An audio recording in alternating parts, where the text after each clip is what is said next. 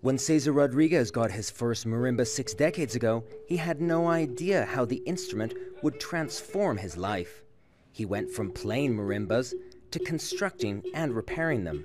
The 71-year-old now hopes to share his passion by teaching others to play. The marimba has an incredible power.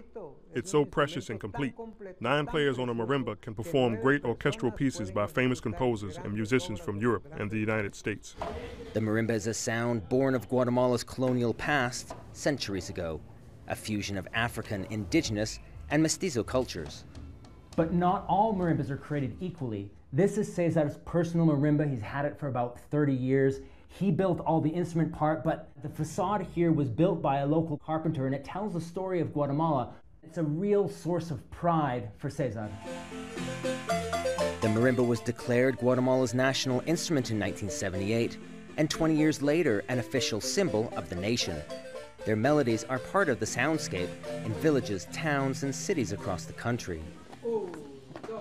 And while marimba dancing is not as popular as it once was, music programs for students are keeping the tradition alive. Maria Gomez is one of dozens of children as young as 4 who learn at this local music academy.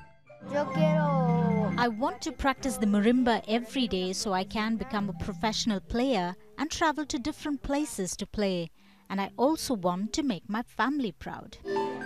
Instructors say this renewed interest is putting marimba back at the center of Guatemalan celebrations.